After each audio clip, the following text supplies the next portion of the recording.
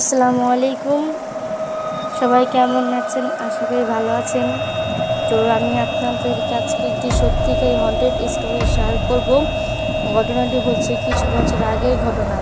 তখন আমি ছোট ছিলাম এবং আমি এখন যেই বাড়িতে ভাড়া থাকি তার আগের বাসায় ভাড়া ছিলাম। আমাদের এই বাসাটা নিচতলা ছিল। তো আমাদের রুমের পাশেই একটি রেন্ডি গাছ বা কড়ই গাছ যাই বলেন সেই গাছটা ছিল।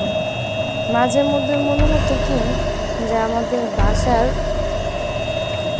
সামনে কেউ হাঁটাচলা করছে, বা মধ্যরাতে দিয়ে কি হতো, মনে হতো আমাদের দরজায় কেউ নক করতেছে, বা মনে হতো জানলার মধ্যে কেউ নক করতেছে।